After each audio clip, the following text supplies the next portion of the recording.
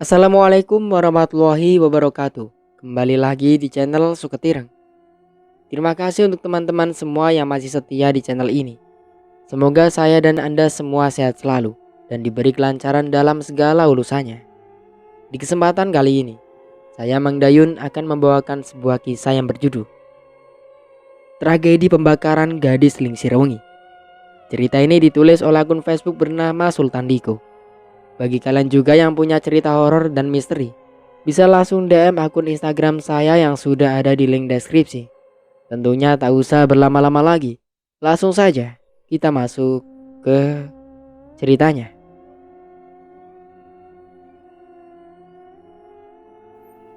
Entah apa yang direncanakan Roro, mengapa dia begitu bahagia melihat Ferdi dan keluarganya kembali. Siapa perempuan ini? Bukannya bersyukur karena kehadirannya diterima dengan baik, ia malah mempunyai niat jahat. Malam itu juga, di tengah hujan yang tak kunjung reda, Ferdi Sambo dan Raihan putranya menggali makam Pak Karto di lokasi yang tidak jauh dari rumahnya. Namun saat ayah dan anak itu sedang sibuk menggali tanah, tiba-tiba entah dari mana datangnya, seekor kucing hitam melompat melangkahi jasad Pak Karto yang telah dikafani, dibungkus kantong jenazah, tergeletak di pinggir galian.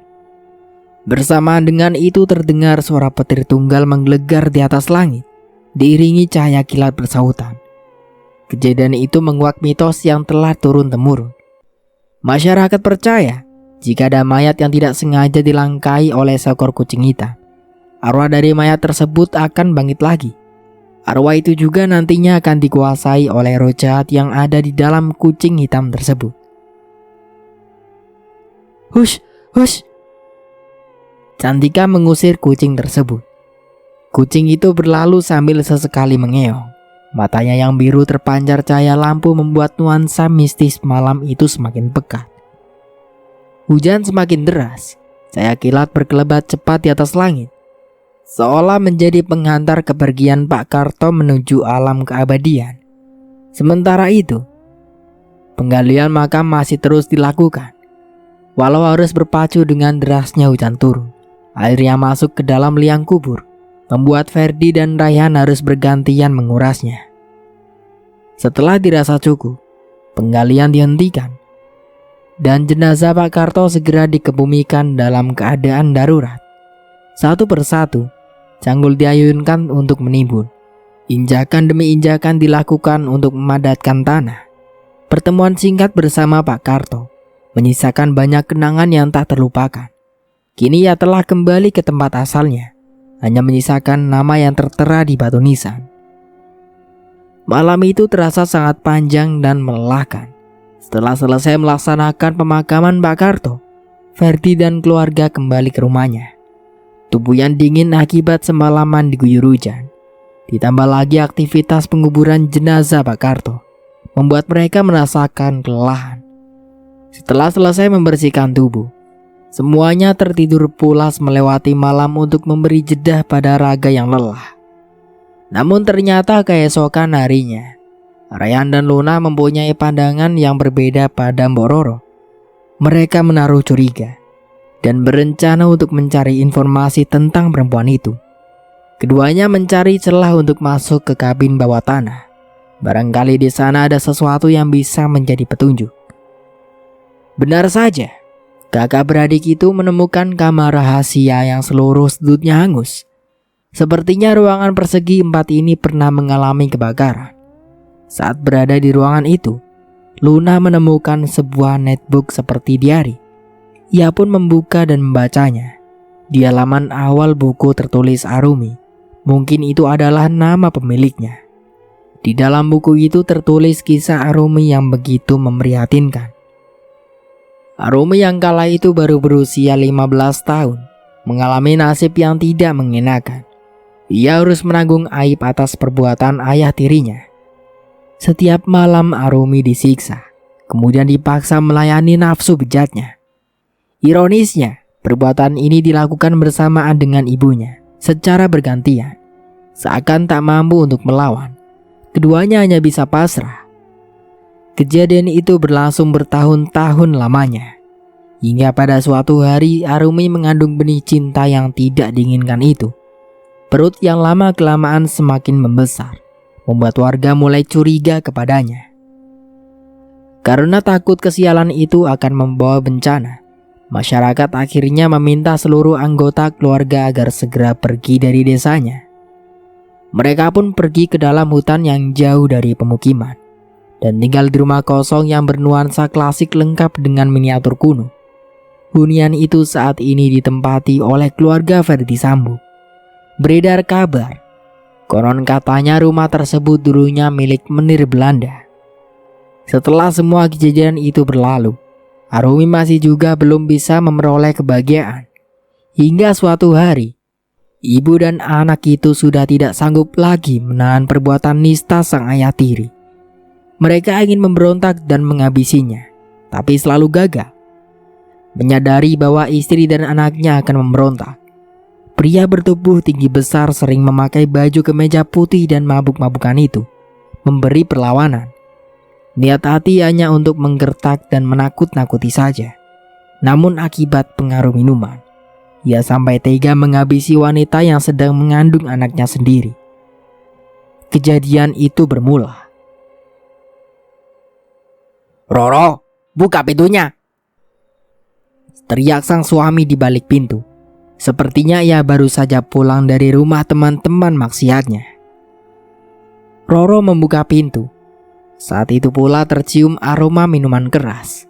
Sepertinya sang suami pulang dalam keadaan mabuk. Melihat kondisi sempoyongan itu, Roro dan Arumi berencana memberikan perlawanan mengambil kesempatan dari situasi tersebut. Saat sang suami ingin meminta jatah, dari sanalah kejadian tragis itu. "Cukup Herman, aku sudah tidak sanggup lagi menerima perlakuan iblismu," hardik Roro dengan suara lantang.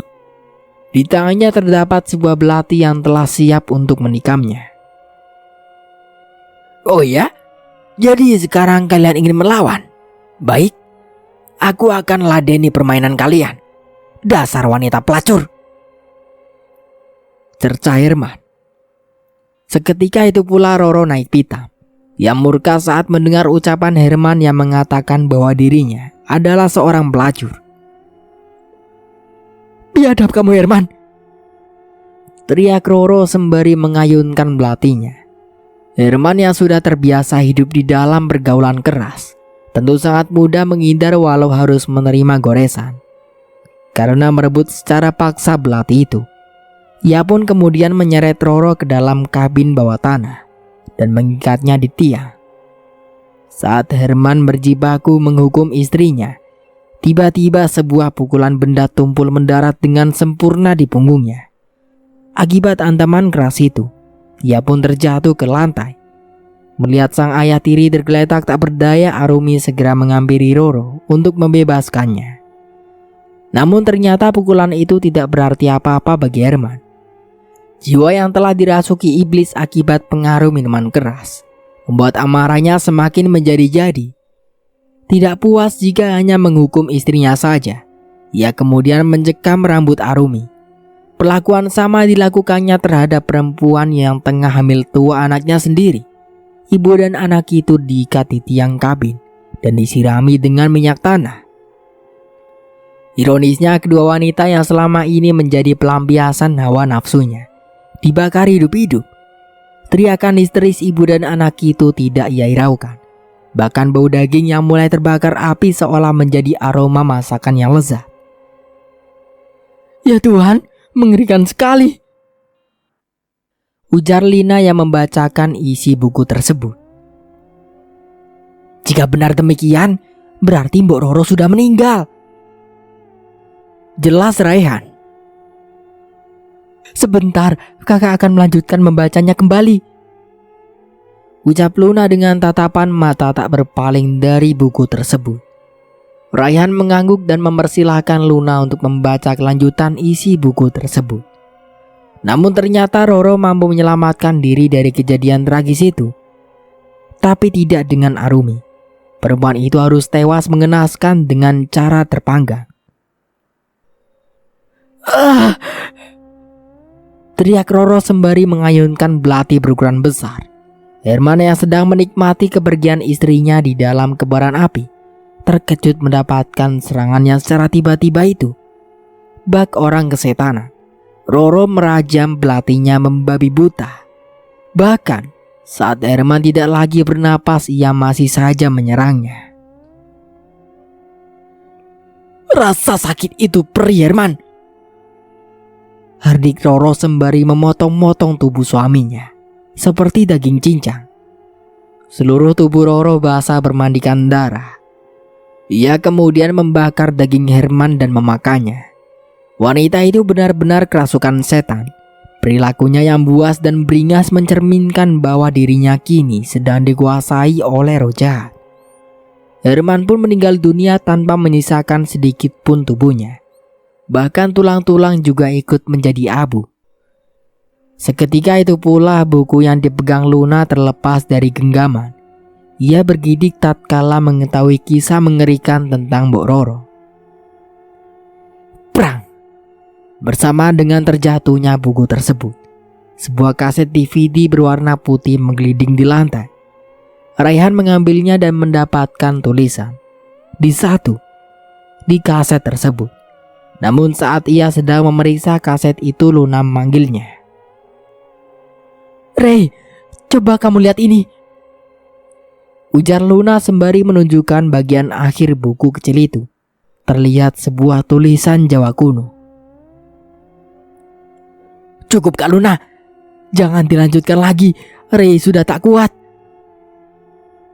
ujar Raihan. Luna pun menghentikan bacaannya. Sama seperti Raihan, sebenarnya ia juga tidak kuat lagi untuk meneruskan membaca kisah di dalam buku tersebut. "Tapi kakak bisa membaca tulisan Jawa, Ray," jelas Luna. Kakak jangan pernah membaca kalimat itu," tegas Raihan dengan wajah kekhawatiran. Raihan telah melarang Luna agar tidak membacanya. Namun karena penasaran yang bergejolak, ia akhirnya membaca kalimat itu. "Lingsir wengi isi ora sabar, di sawang dening mewayangan kangen ati. Ingsun nimbali sirah, asale saka wewayangan. Yen sira teko, wenehene tondo." Yang artinya, larut malam masih tak sabar, terganggu oleh bayangan rindu hati. Saya memanggil Anda untuk datang dari bayangan. Jika Anda datang, berilah tanda. Begitulah arti dari kalimat Jawa tersebut. Sementara itu di sisi lain, Mbok Roro yang sedang berada di sebuah kuburan di bawah pohon rindang tersenyum bahagia tatkala mengetahui bahwa kalimat itu telah dibacakan. "Bangkitlah, Nduk. Bangkitlah, seseorang telah memanggilmu." Seketika itu pula petir menyambar kuburan tersebut hingga membuatnya terbelah menjadi dua. Raihan dan Luna terperanjat tatkala mendengar suara petir tunggal itu. Apalagi kondisi cuaca malam ini cukup bersahaja, tidak ada tanda-tanda bahwa hari mau hujan. Walau sedikit banyak telah mendapatkan informasi tentang Mbok Roro, tapi itu semua tidak membuat semua pertanyaan yang bergejolak di dalam dada terjawabkan. Dari sana kedua kakak adik itu mulai mengetahui bahwa perempuan berwajah gosong itu adalah manusia, bukan makhluk gaib yang mereka pikirkan. Namun ketika sedang memikirkan semua itu, tiba-tiba terdengar derap langkah kaki yang sepertinya berada di luar rumah. Luna dan Raihan memasang lekat-lekat indera pendengarannya. Mereka meyakini suara itu berasal dari arah belakang, di sekitar sumur. Seketika itu pula lampu padam, semua ruangan menjadi gelap. "Kakak, sebaiknya kita segera ke atas," ujar Raihan pada Luna. Keduanya menaiki tangga dengan sangat hati-hati, agar tidak membuat suara yang akan membuat si pemilik derap langkah kaki itu curiga. Raihan kemudian menghidupkan senter di ponselnya. Tapi sayangnya tak bertahan lama karena baterai handphone lemah. Mereka masih terus berusaha berjalan, mengendap-endap menuju pintu dapur untuk memeriksa siapa si pemilik derap langkah tersebut. Tidak lama terdengar pula suara tali derek yang ditarik sangat pelan. Sepertinya ada seseorang yang sedang menimba air di sumur. Benar saja, tidak lama kemudian disusul dengan suara seperti siraman air. Seperti orang sedang mandi. Suasana yang gelap akibat mati lampu membuat bulu kuduk berdiri. Pori-pori mulai meremah di sekujur tubuh. Namun saat ingin membuka pintu dapur, Raihan terkejut tatkala mengetahui bahwa pintu tersebut tidak terkunci. Luna yang telah merasakan takut terlebih dahulu semakin menguatkan genggaman tangannya pada baju adiknya itu. Bahkan sesekali ia menarik-nariknya, berharap Raihan menghentikan perbuatannya itu dan membatalkan semua rencananya. Rasa takut yang datang menyergap begitu besar. Ingin rasanya Luna mengatakan pada Raihan untuk tidak mencari tahu tentang suara misterius itu. Tapi tidak dilakukannya, karena ia tahu betul sifat sang adik. Bila sesuatu yang membuat penasaran tidak terjawabkan, maka ia belum bisa tenang. "Rey, kamu yakin?" tanya Luna tatkala melihat adiknya itu ingin membuka pintu dapur. Walau sebenarnya Raihan juga ragu, tapi rasa penasaran itu mengalahkan semuanya. Cekrek. Suara derik pintu akibat engsel yang bergesekan. Namun sejurus kemudian Raihan segera menutupnya kembali. Tubuhnya bergetar hebat, diiringi deru napas yang memburu. "Ada apa, Rey?" tanya Luna yang mulai cemas. Raihan tidak menjawab. Ia kemudian berjalan mundur menjauhi pintu. Melihat adiknya yang seketika berubah ekspresi, membuat Luna semakin ketakutan. Bruk. Tiba-tiba, daun pintu itu terbuka dengan lebar. Benturannya yang keras membuat kakak adik itu terkejut bukan main. Apalagi di depan pintu terdapat sesosok sedang berdiri. Walau belum bisa dipastikan makhluk apa, kondisi yang gelap membuat keduanya tidak bisa melihat dengan jelas akibat pandangan yang terbatas. "Ada apa, Rey?" tanya Luna sekali lagi. Memang dari tadi ia belum melihat sesosok di depan pintu. Wajar saja jika bertanya kembali. Belum sempat Raihan menjawab, tiba-tiba air di atas langit mulai turun rintik-rintik. Cuaca yang tadinya bersahaja seketika berubah menjadi hujan badai. Namun sejurus kemudian, keduanya terperangah tatkala sambaran kilat memberi penerangan. Dari cahaya yang sepintas itu, terlihat sesosok berambut panjang, memakai pakaian serba putih seperti perempuan berdaster. Luna bergidik. Ia berteriak histeris saat melihat sosok yang berada di depan pintu. Lengkingannya begitu nyaring, seolah memecahkan keheningan malam. Seketika itu pula, aroma daging gosong yang menyeruak menerobos indera penciuman. "Raihan, Luna, mengapa kalian menyeringai seperti itu?" tanya Cantika. Ia kemudian buru-buru masuk rumah dan menuju dapur.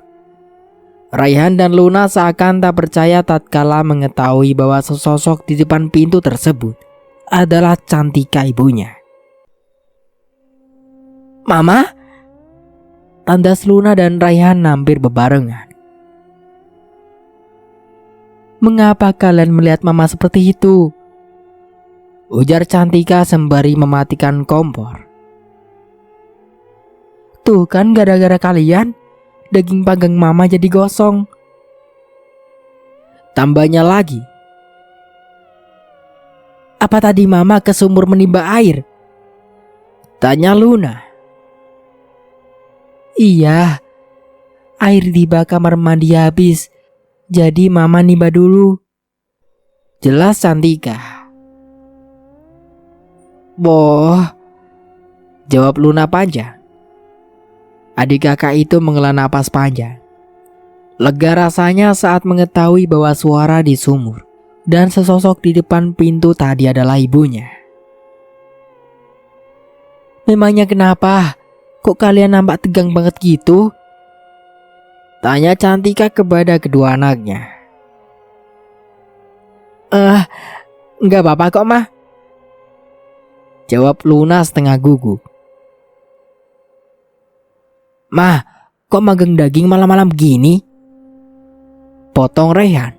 Ia mencoba mengalihkan topik pembicaraan. Gak tahu tuh papamu. Tumben-tumbennya pengen makan daging panggang. Jawab Cantika sembari membersihkan daging gosong tersebut. Seketika itu pula lampu hidup kembali dan semua ruangan menjadi terang benderang. Syukurlah, lampu sudah hidup lagi, ujar Cantika penuh syukur. Rayhan dan Luna segera menuju kamarnya. Hujan yang tadinya rintik-rintik kini telah reda. Hawa dingin angin malam mulai terasa. Kak, gimana kaset ini? Apa kita langsung tonton aja ya? Kakak kan punya laptop.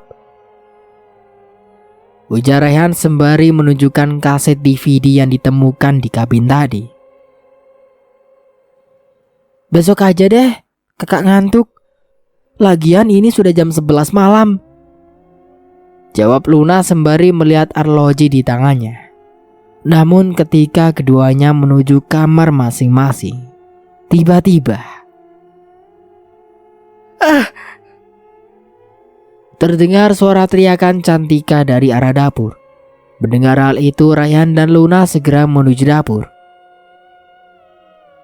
Mama, ada apa? Tanya Rayhan yang telah tiba di dapur. Ray, ada tikus di bawah meja kompor.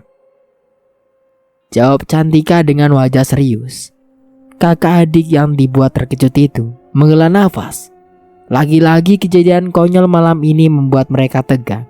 Mengetahui hanya seekor tikus, Luna yang masih berada di separuh tangga segera menuju kamarnya kembali.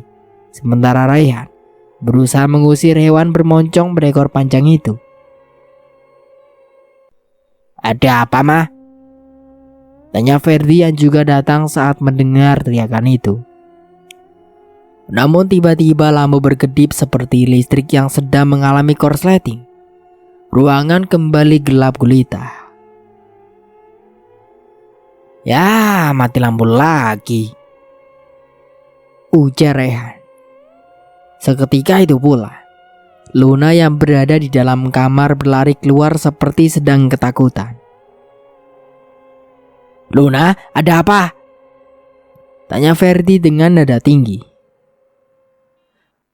Pak, tadi di kamar Luna ada orang, ujar Luna dengan wajah pucat.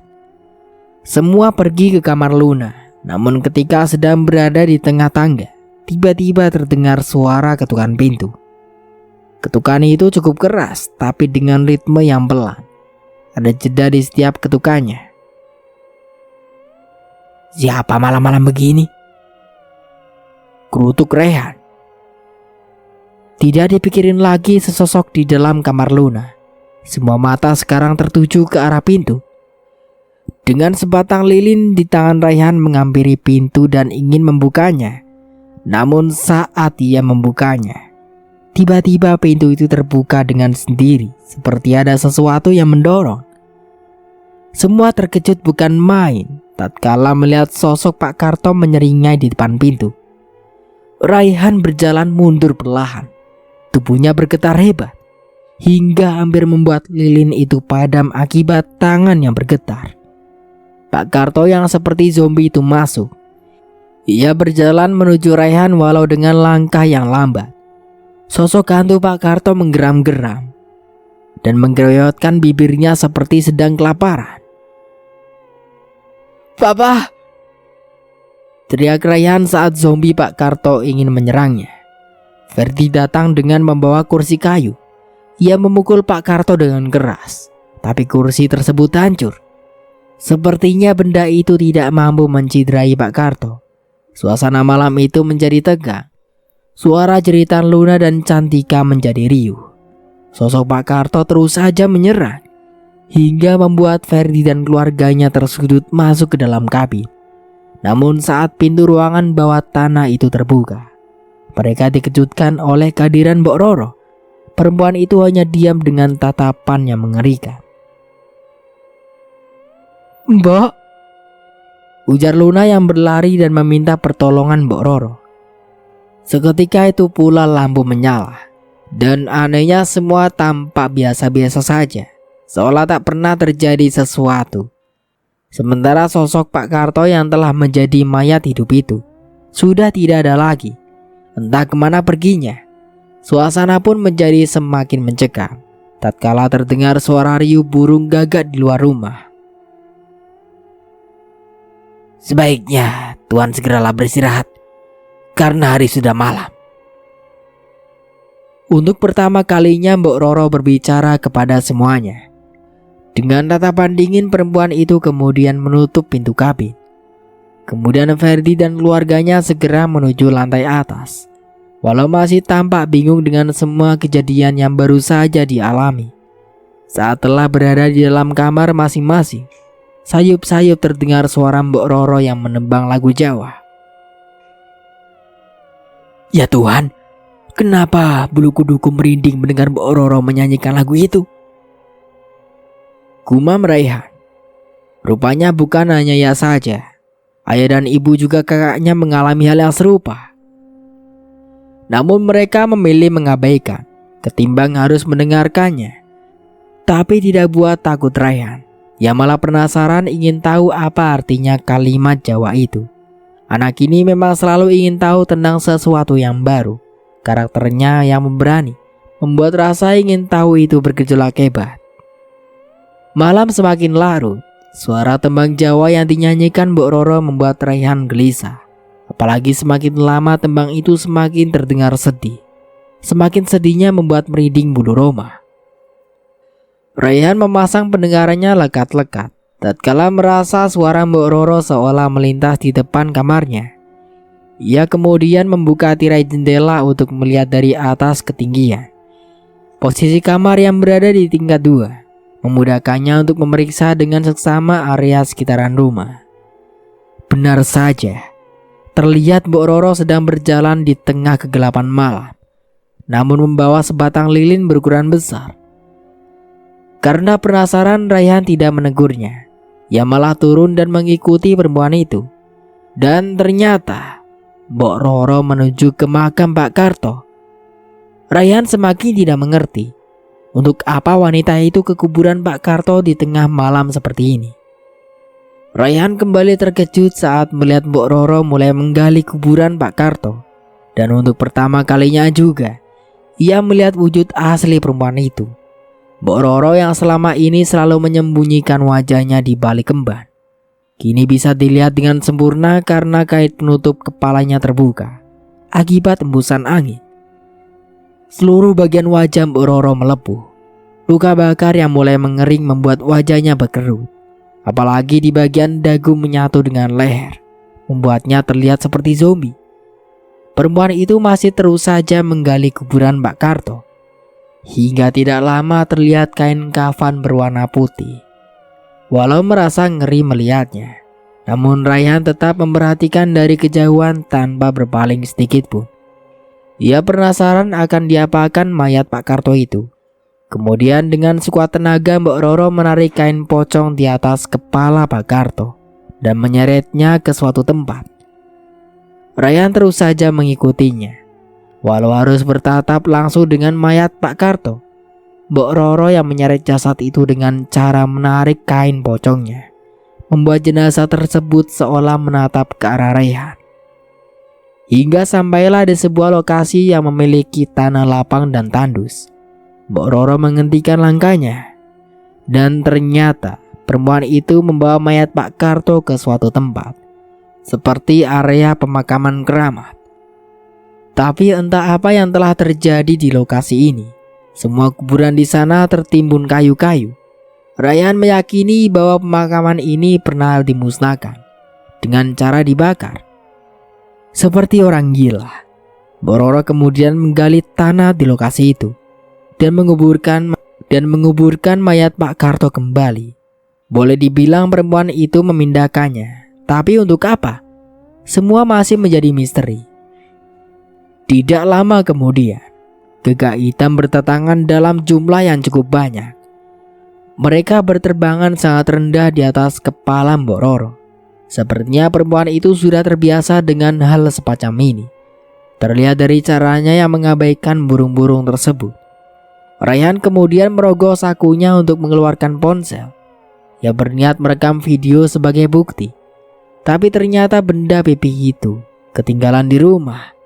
Seketika itu pula ia baru menyadari, di batang pohon yang menjadi tempatnya bersembunyi saat ini terdapat sebuah tanda seperti ukiran. Raihan mencoba mengeja huruf yang menonjol di ukiran itu dengan cara meraba-raba.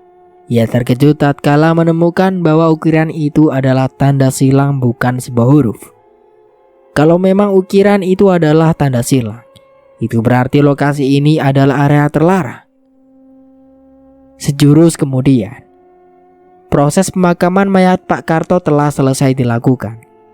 Tidak ingin keberadaannya diketahui oleh perempuan itu, Raihan lalu kembali ke rumah mendahului Mbok Roro. Sesampainya di rumah, ia segera menuju kamar dan bertingkah seolah-olah tidak pernah terjadi sesuatu. Keesokan harinya Raihan dibangunkan oleh Luna. Mengingat waktu sudah pukul 10 pagi, ia masih juga belum bangun. "Bangun, Rai," ujar Luna sembari membuka jendela kamar adiknya itu.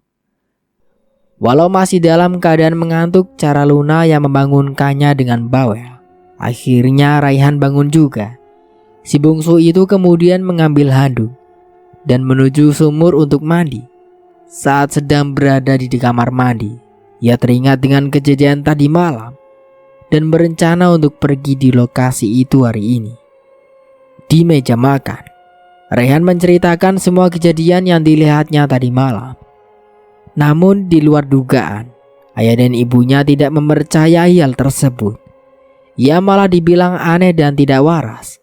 Raihan berencana mengajak mereka ke makam Mbak Karto untuk membuktikan kebenaran perkataannya. Setelah selesai sarapan pagi, mereka segera bergegas menuju makam Mbak Karto. Tapi anehnya semua tampak biasa-biasa saja. Tidak ada pertanda apapun yang bisa menguatkan kebenaran tentang ucapan Raihan. Semenjak itu pula kepercayaan ayah dan ibunya seolah memudar. Ironisnya, ia bahkan dibilang sudah tidak waras akibat seringnya bermain game online. Namun tidak bagi Luna. Ia malah memperlihatkan sikap yang berbeda dengan kedua orang tuanya. Setelah ayah dan ibunya pulang, mereka menuju ke lokasi terlarang itu. Raihan mencoba mengingat-ingat kembali di mana jalan yang ia telusuri tadi malam, sambil mencari keberadaan pohon yang memiliki tanda silang tersebut. Pucuk dicinta ulan pun tiba. Setelah mencari cukup lama, akhirnya mereka menemukan lokasi yang dicari. Terlihat dengan jelas sebuah kuburan hangus berjajar di tempat ini. Yang anehnya semua batu nisan itu sudah habis terbakar api. Hanya menyisakan sedikit saja yang menyerupai tunggu. Sebuah kuburan yang terlihat masih baru menjadi perhatian Raihan dan Luna. Mereka menghampirinya walau penuh keraguan. Saat telah tiba di dekat tanah gundukan yang diyakini adalah makam Mbak Karto, Raihan berniat menggalinya untuk membuktikan kebenaran tentang kesaksiannya. Ia mencari sesuatu sebagai alat menggali. Karena tidak menemukan benda apapun yang bisa dipakai, ia berinisiatif mencabut nisan sebagai alat penggalinya. Namun saat Raihan ingin mencabut nisan itu, tiba-tiba terdengar suara dari arah belakang. "Jangan cabut nisannya." Raihan dan Luna menoleh ke arah sumber itu. Terlihat seorang lelaki setengah baya sedang memikul senapan angin di bahu kanannya. Sedangkan di tangan kirinya terdapat banyak burung gagak yang telah mati, diikat dengan cara bergelantungan. Sepertinya pria ini adalah seorang pemburu. "Sebaiknya kalian segera tinggalkan tempat ini dan jangan pernah lagi kembali," sambung pria itu. Raihan dan Luna hanya diam. Karena memang mereka tidak mengenali pria ini, keduanya mengurungkan niatnya, lalu menghampiri lelaki setengah baya itu. Kalau boleh tahu, Bapak siapa? Tanya Raihan. Saya Roy, si pemburu gegak hitam. Apakah kalian tinggal di rumah itu? Tanya pria yang mengaku bernama Roy ini. Iya, perkenalkan saya Rehan, dan ini kakak saya, Luna. Ujar Rehan mengelur tangan untuk berkenalan. Orang-orang kota memang aneh. Sudah enak-enak hidup di tengah keramaian, malah memilih berlibur di tempat yang terpencil seperti ini. Pria itu kemudian menurunkan senapannya dan menghampiri Raihan dan Luna. Saya peringatkan sekali lagi, jangan pernah ke sini. Pria itu kemudian berlalu. Tunggu! Teriak Luna. Pria itu menghentikan langkahnya. Apakah Bapak mengetahui tentang rumah itu? Sambung Luna dengan pertanyaan. Roy melirik ke arah Luna dan Raihan. Ia melihat kepolosan di mata kakak adik itu, seakan tahu bahwa Luna dan Raihan sedang mengalami masalah. Ia kemudian mengajak mereka sedikit menjauh dari lokasi tersebut. Setelah merasa cukup jauh, Roy mulai bercerita tentang rumah itu. Saya tidak terlalu mengetahui tentang rumah itu. Namun dari informasi yang saya dengar, rumah itu dulunya adalah kediaman seorang menir Belanda yang kaya raya. Kemudian entah apa alasannya, mereka pergi dan meninggalkan rumah itu. Beberapa tahun kemudian, terdengar kabar ada sebuah keluarga diusir dari desanya dan memilih tinggal di sana.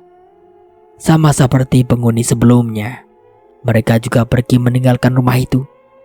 Namun buru-buru ini, ada seorang Pak tua yang hidupnya sebatang kara tinggal di sana. Namanya Pak Karto.